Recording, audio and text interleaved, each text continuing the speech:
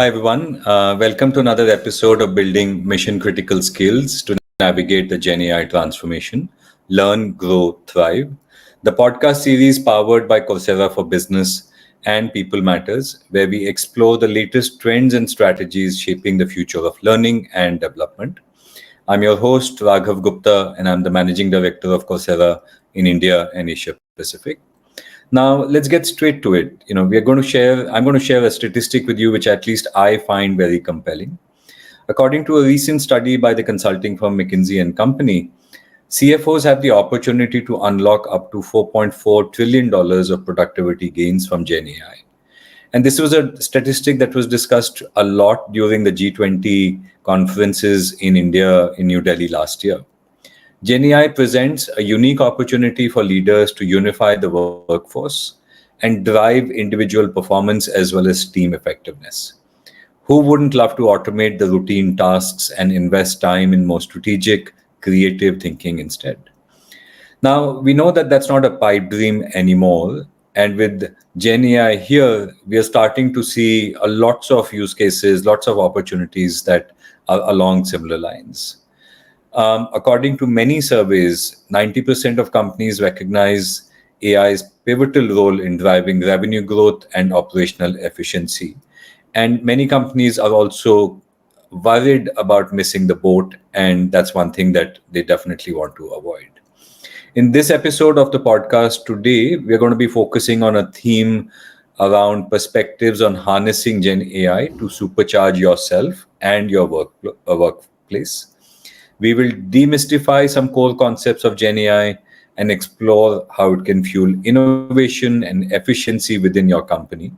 And what we'll also do is discuss actionable strategies to optimize existing processes in the business by integrating Gen AI, unlocking new avenues to save costs, and very importantly, boost productivity and boost revenues eventually. And with that in mind, I'm really pleased to welcome our guest for the podcast today. Joining me today is Neelmani Singh, an esteemed thought in the field of learning and development with a wealth of experience in driving organizational success. Welcome, Neil. Great to have you with me on this podcast. And just before we dive in, if I can introduce a little bit more. So Neil heads Group Learning and the Global Center for Leadership at the Aditya Birla Group in India. Really thrilled to have you on this episode, and I'm looking forward to our conversation and how you're thinking about, how Gen AI might supercharge your organization, but also maybe listen to some personal stories as well. And I'd love to share a little bit of what I'm experiencing as well. So this is going to be a conversation. I will pose a few questions, and hopefully those questions will help us drive this conversation. And let me pose the first one, Neil. And we've heard this a little bit. AI is the future of work. As a business leader who's responsible for upskilling talent, I'm sure you've heard this quite a bit as well. And so as you think about this, why Gen AI? Why are we hearing so much of it? And why now? What would be your starting kind of point of view? Thank you, Raghav. As I said, it's a joy to be here. And thank you to the audience who is tuning in. And let's try and bring some value to you so that you are here. Let me say very honest that I'm not a IT geek or a software engineer or a Gen AI coder.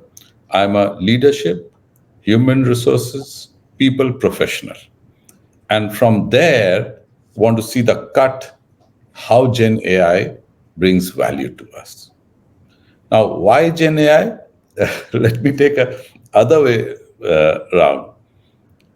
1 million users in 5 days, right? And 9,900% growth in 2 months. Can you avoid something like that? Yes, I am talking ChatGPT. We just can't avoid Gen AI. So I know that's not a very good answer to why. But the message which I'm trying to bring is that it is there on your face, staring at you, or rather hustling and pushing you, each one of us. It's the next cognitive industrial revolution. And we know what brought industrial revolution: steam engine, electricity. Gen AI is the next cognitive industrial revolution.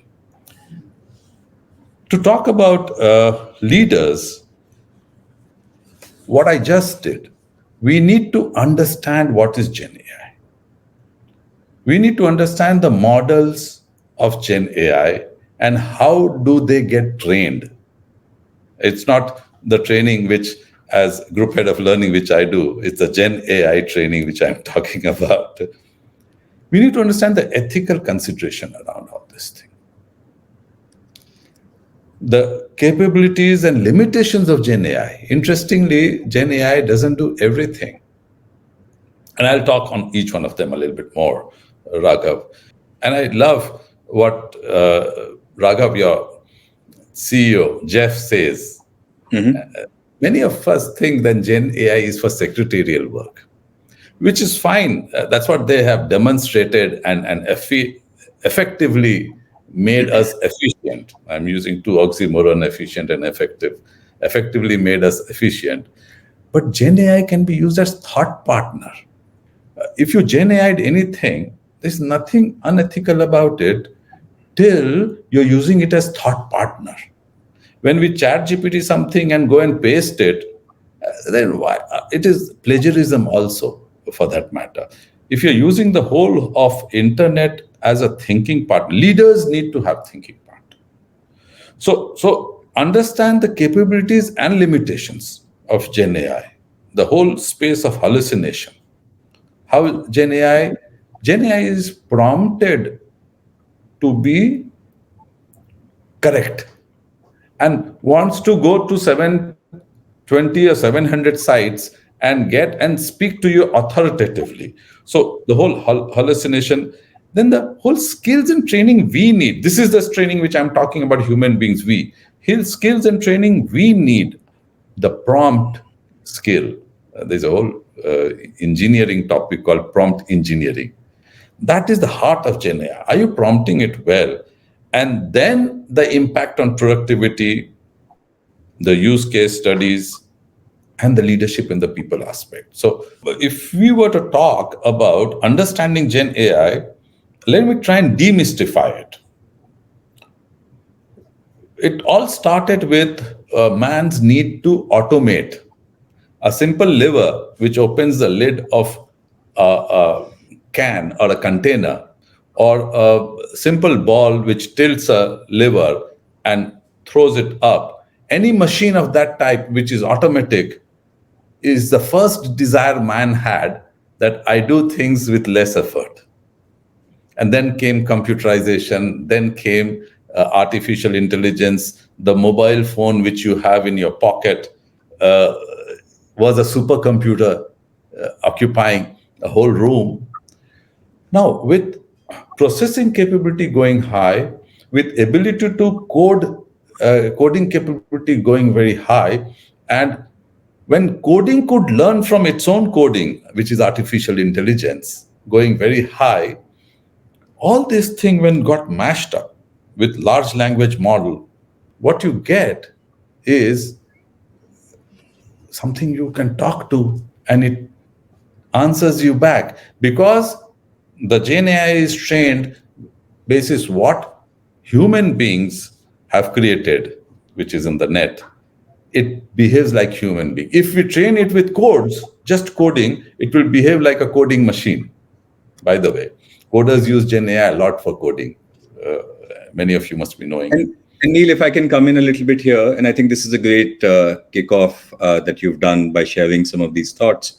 And you touched on three things which I'll add on to a little bit as well, right? You started out by saying, you're not a technical person in that sense, right? And I think that's a very important point to maybe emphasize a little bit, that Gen AI is not a technical technology.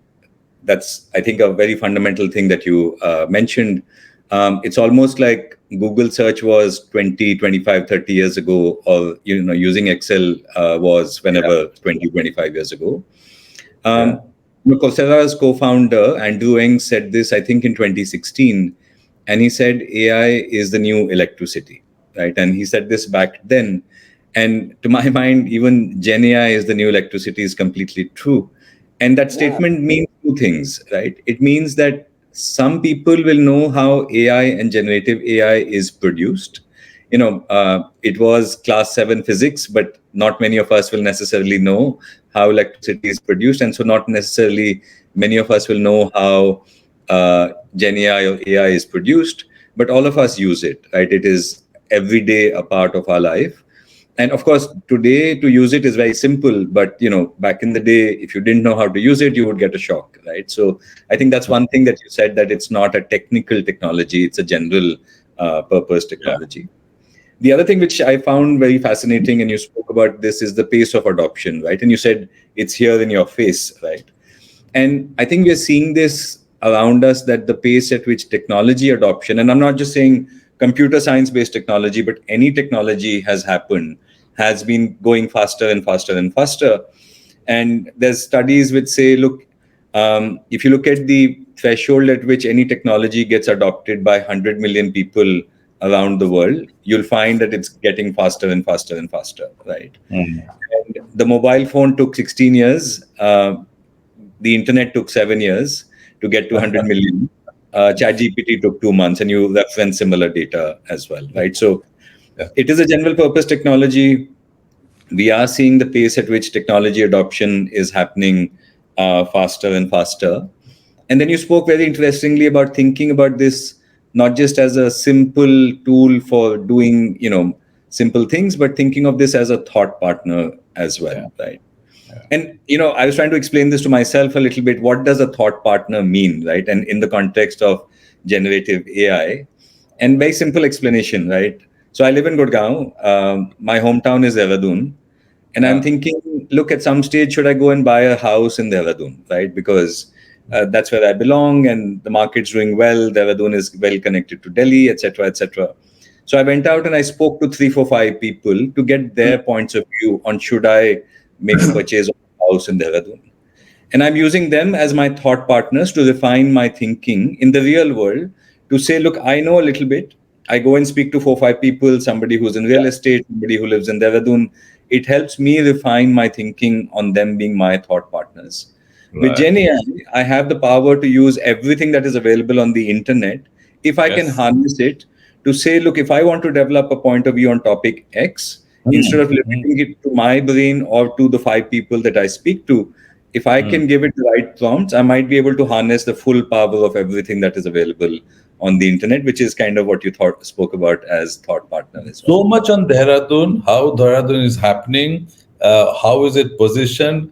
It can talk about the weather, it can project, it can talk about the population, it can talk about how the capital behave, how has different earlier capitals of new states behave. I don't know Yeah, what, which Raghav would have limited himself. The Gen yeah. AI will prompt you to think. Yeah, Yeah. yeah, absolutely. Absolutely. So let me move our conversation a little forward, Neil. And, in my introduction, I said that CFOs are talking about $4 trillion plus productivity gains. If I double click on that study, there's a McKinsey study which says there are 5, 6 job roles where augmentation because of generative AI is likely to be the largest. But then there are many job roles where there will be opportunity. And I'm just setting this up to ask you how you are seeing it for your organization and for your colleagues as well. But at least this McKinsey research is saying that job roles in sales, in marketing, in product development, in software development, in customer service are where the biggest productivity gains because of generative AI can come in. But also it can come in finance, it can come in HR, it can come in L&D, it can come in corporate strategy, etc. And you and I both work in learning and education. The single biggest job role which is likely to get impacted is that of an educator and a trainer per se, right? And that's a broader context that we see.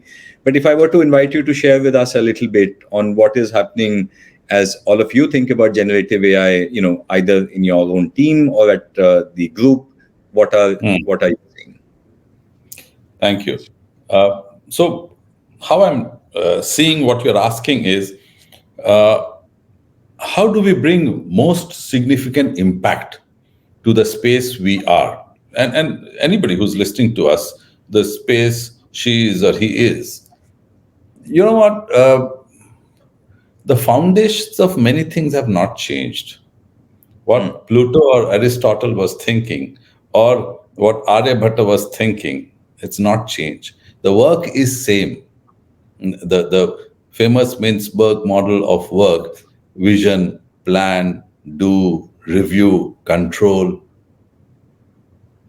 And explain that a little bit more, demystify it a little Sure, bit more.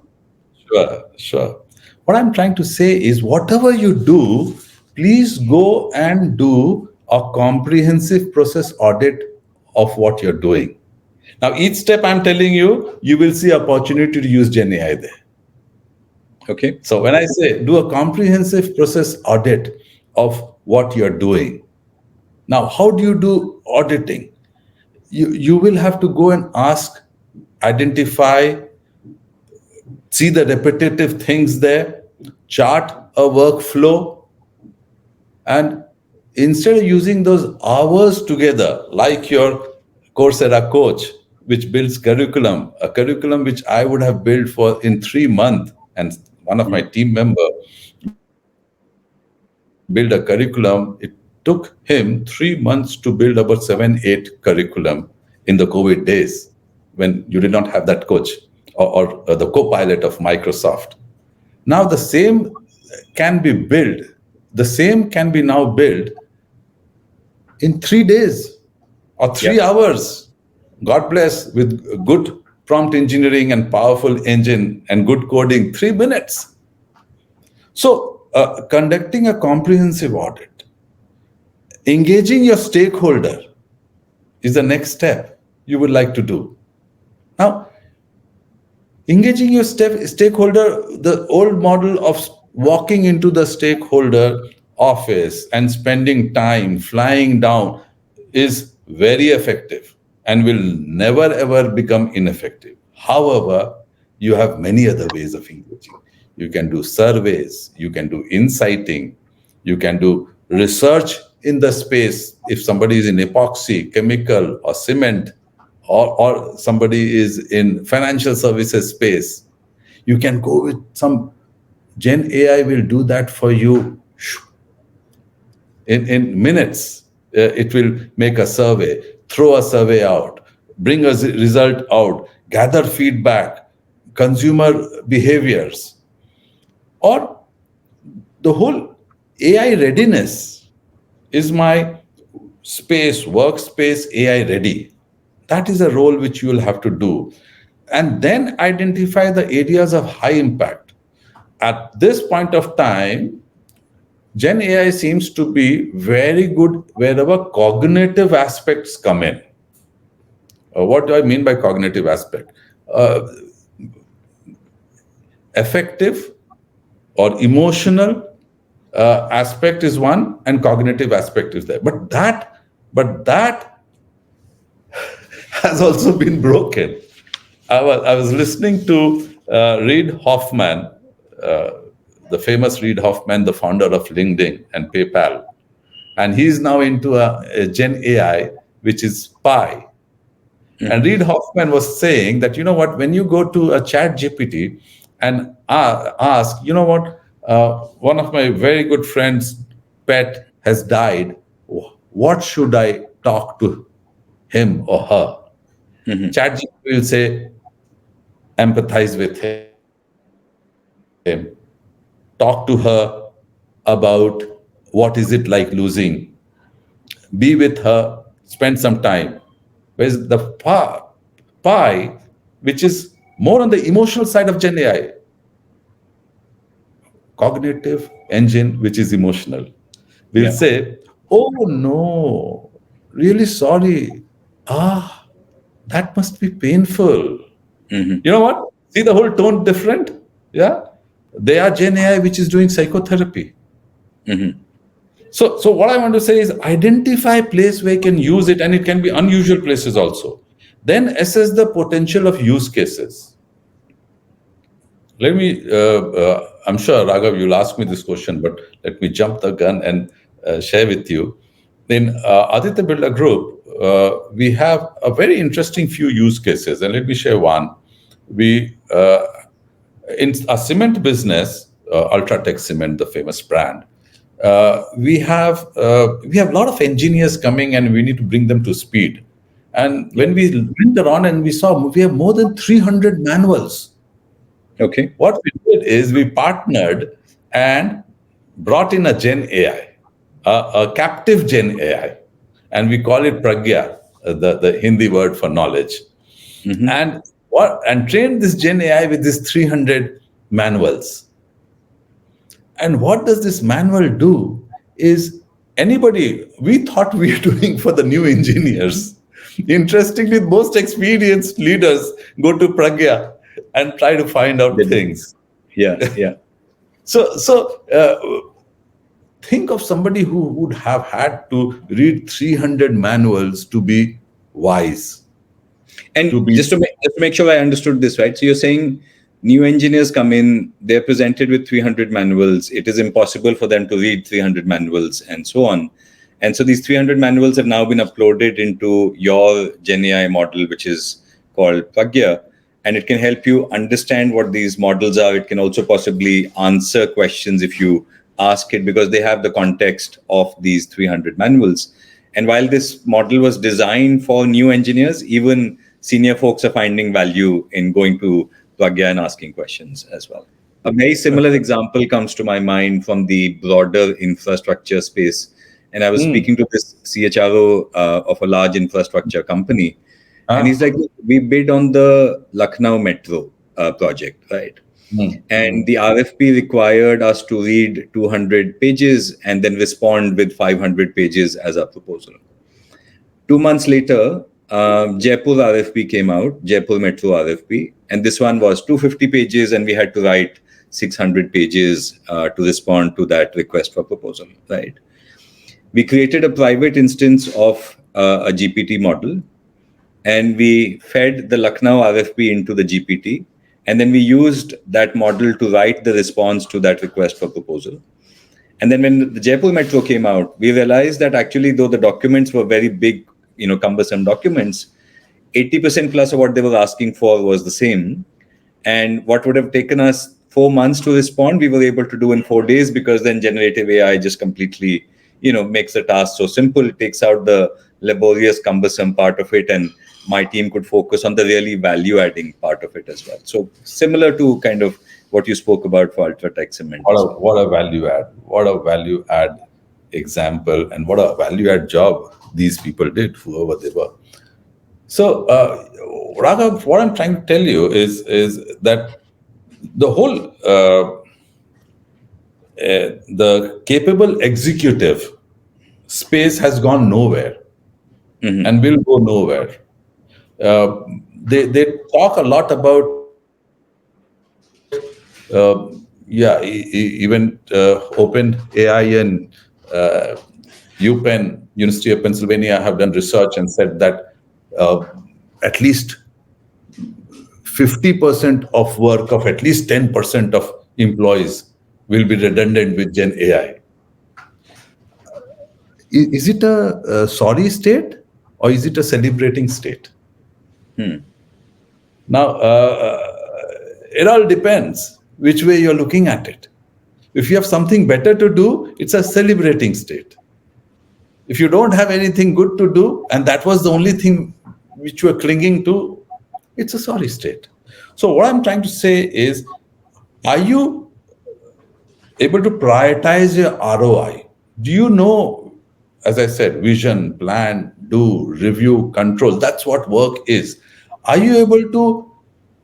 You will continue doing that only. Work will always be that. But now you will do, in between, you started doing with steam engines, then assembly lines, Mr. Ford, Henry Ford, and then, automated systems and computerizations, ERP solutionings, and now with Gen AI. Wherever work is there, value creation will happen. Now, value creation, if I go to, I'm indulging a little bit. If I go to Albert Camus or Friedrich Nietzsche, or Viktor Frankl, it's the meaning making process. Keep the meaning making process central to yourself and use these all things as a resource to help you accelerate that meaning making and value creation. What I say, Raghav, is content is democratized. What is king is context, and what is emperor is perspective. I'll repeat: content, context, perspective. The famous Yep.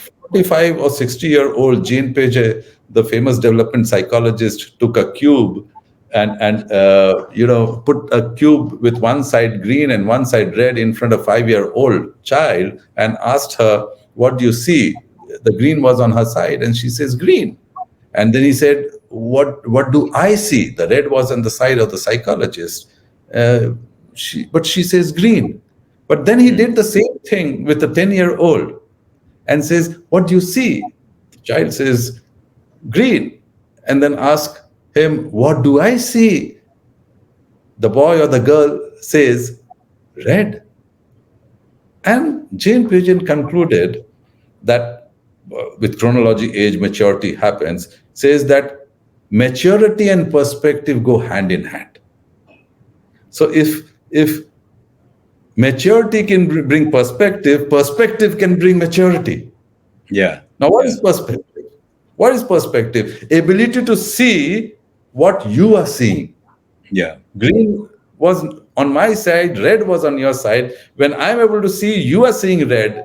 So, ability to see in organization what the finance department is seeing, what the strategy department is seeing, what the human resources department is seeing, what the supply chain department, what the customer is seeing, what the leadership is seeing. Am I able to put my work that way? And Gen AI can help you with all those perspectives. Wonderful. And you spoke a little bit about content, context, and perspective. And you said perspective is the emperor, right? And before that, you said, look, when we think about Gen AI, it's still about the fundamentals, right? And you spoke about process audit, you spoke about engaging stakeholders, you spoke about understanding your customer or your consumer's behavior. You spoke about identifying high impact use cases based on ROI opportunities and so on as well. I'd want to add one additional thing to what you shared, Neil, which is about this being fundamental to how we should think about driving change a little bit, right? And I think one thing that we have seen at Coursera as we see organizations embracing Gen AI is because this is such a big change, for top leaders to not just think about this but actually get hands on has been something that we have seen very valuable. Which means actually leaders in businesses to say, look, instead of thinking of this, which my technical people should know, I want to be able to use this hands on, right? And so what you started by saying that, look, you should think of Gen AI as your thought partner. This is not for your business analyst, but this is for you as the CEO or the CHRO to say, can I use this technology as my thought partner? And you need to build your skills to be able to use this technology as a thought partner. And I think the other additional thing that I would add to what you mentioned is, given that these elements are topical, assessing ethical data and legal considerations is also very important, because we now live in an age where data privacy, ethical considerations, biases are also important, and they become a part of the process of evaluating how to think about using this as well. And I want to move our conversation forward to what you focus a lot on at the Aditya Birla Group, which is driving the relevant skill development of the folks who work at the group. And I referenced this CEO survey earlier, where 90% CEOs said Gen AI is one of our top 3 priorities. But the thing which I didn't say is 60% also said that they have little or no confidence in the existing skills of their organizations to use generative AI capabilities, right? And so we fully understand that, look, building the skill capability is important. what have you done so far? What are you thinking of doing? Are there any learnings that you can share, just specifically from a Gen AI standpoint, but also broader skill development at the group? Thank you, Raghav. That's a question which keeps me awake at night. As a group head of learning, and I feel responsible for building capability, people capability in the group, Aditya Birla Group, with 190,000 employees, more than 102 billion size. It's only joy, joy, and joy to add value. Uh, I'll give you a very simple use case. There are many. For example, a new hire training, or the Pragya, or the skill spotter. Very simple, no rocket science. You have job descriptions, you have CVs, train the Gen AI with job descriptions and CV. They do 90% of the work for you. And you know who to interview. Now you even have large language model interviewing happening through Gen AI, and they do almost what LinkedIn do. So we were observing one of our business, or few of our business, and I'm talking about, going to give you example of one of them.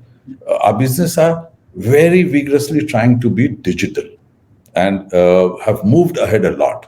I'll give you an example of one of our business where all the sensors have been applied and put in the factories and plants. And in service business, like financial service, Aditya Birla Capital and all, you just can't live without being digital. So now a lot of data is being created. The moment you start getting into digital space, data gets, I'm nodding my head, is a data. And the metal aluminum is getting produced, or the cement bags are coming out, or the clinker which makes cement is happening, or the mining, all is data. Now this large data, we have a group data analytic team which works with businesses, and data space, data lake, and they analyze this data. And data is useless if it doesn't helps you make decision. As you would know, data is valuable only when it makes you help decision. So Gen AI is only valuable when it helps me be a thought partner. It becomes my thought partner and helps me making decision, and value adds to my life and enhances my meaning making process and quality of life. So we saw that our panel engineer, I'm talking hierarchy, the engineer who's a fresher and then becomes a full-time officer or a manager, panel engineer who's the front line, is getting his or her part of data. But most time we see the person struggling.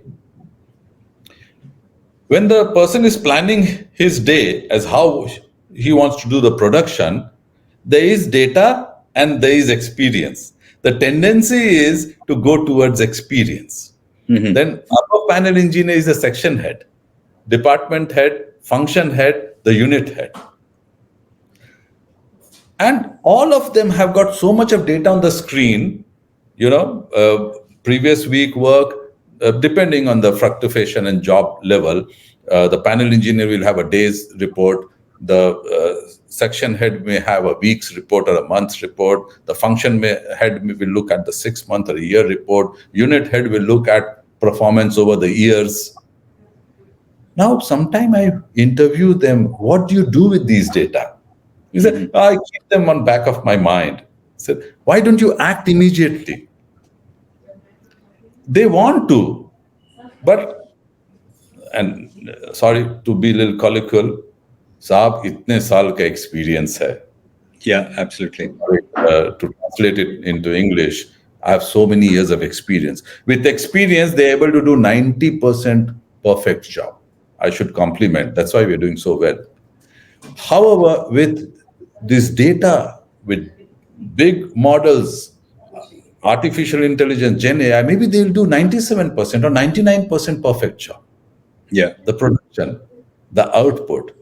Now, why is it not happening? It's not, that man is not to be blamed, or that woman is not to be blamed. So there is a whole technology way of doing, there's a whole technology way of working, and there's a whole technology way of thinking. It's a culture which you need to build. So way of doing, way of working to way of thinking. So what is that is in your muscle memory? What is that in your mind memory? And what is that at your mindset level? So we at Group Learning, the Global Center for Leadership, work a lot on mindset space. Wonderful examples, Neil. And I'm conscious we're coming up on time, but I'm just playing back what I heard. And you said, look, even in your manufacturing, right, so much digital technology and data is coming in. And whether it is IoT devices, whether it is sensors, whether it is even drone technology or even digital twins, which we see a lot of manufacturing Yeah. organizations working, this is generating a lot of data, right? And your data team will collect the data, they will clean the data, they will analyze the data, and then come up eventually with insights to help drive business. I've seen a company do a wonderful use case where large manufacturing plant used to earlier largely be reactive maintenance. Mm, A few years ago, they moved to preventive maintenance. And now, with right. all of this data and insight, they moved to predictive maintenance. So, the amount of impact that you can have is pretty tremendous for sure. So let me share one example. In insurance business, the whole actuarial science is all about data. Yeah. And to become an actuarial is such a difficult job.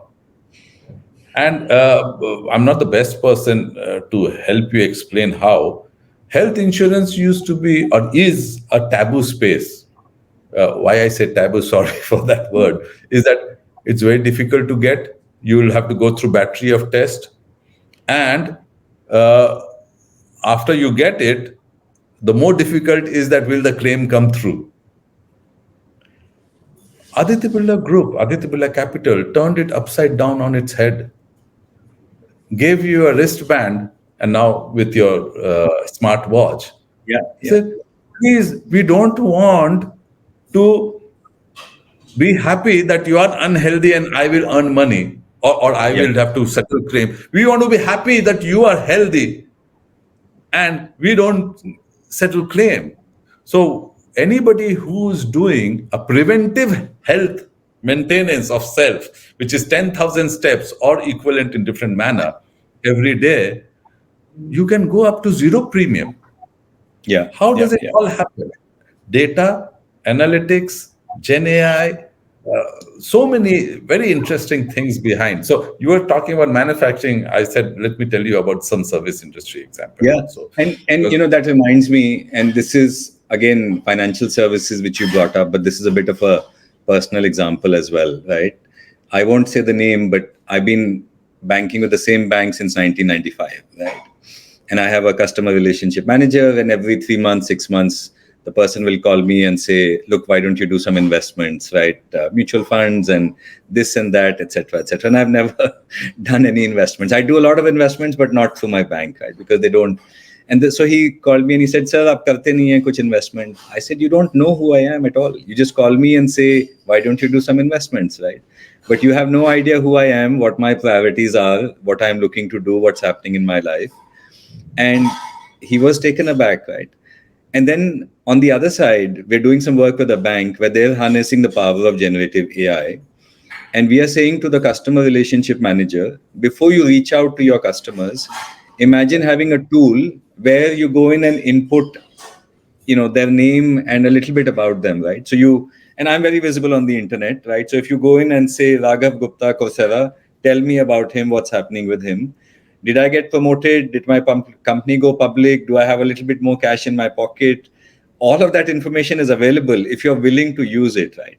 And a tool like generative AI within 2 minutes can tell you, look, you want to reach out to a particular customer, here's who they are, here's what's happening in their life, this is what happened yesterday, they got promoted, today might be a good idea to reach out to them and say, look, you might have additional cash flows, maybe you want to make an investment with us. So it just completely changes the game. And this is an organization with whom I've I've been a customer since 1995, but they don't know much about me at all. So there's so much that one can build on per se. And I'll let you add one closing comment, Neil. I'm very conscious we are well past time, and then I'll close this out as well. yeah, so I was saying, my closing comment is that there's a famous song, every move you make, I'll be watching you. Gen AI is there. Yeah, So the banking you're doing, moment I make a payment, I get a call. I know it's an automated call, but I take it willingly nowadays because it just asks me to give a voice command. Or what we are doing just now, this video conferencing is using so much of Gen AI. Or when you are watching us, your tool, whichever device you're watching, is using so much of Gen AI. So what I started with that it's there with you on your face. Leverage it, make it, and enjoy. Make Gen AI a joyful experience. And the perspective and demystification is that the whole journey, human journey, will stay the same. Meaning making process, existentialism, creating value for yourself will stay the same. Steam engine came in, or the wheel came in before that, or Stone Age and Bronze Age. This is Gen AI age. wonderful, The wonderful, best. Neil. Thank you so much. It's been absolutely wonderful having you on this episode. You've gone all the way from philosophy to sharing some very concrete examples as well. I've thoroughly enjoyed it, and I hope our audience as well. It's been absolutely wonderful having you here. I'm going to close us out, and if you're tuning in, I hope some of these insights shared in this episode have really inspired you to explore these amazing possibilities that Gen AI has for you as a person and for your organization. And as I sign off, until next time, absolutely wishing you to keep striving to thrive. And like we say, don't forget, AI is coming to your job and not for your job. That's how we should be thinking about it. Thank you so much for joining us. Thank you, Neil. Thank you, John.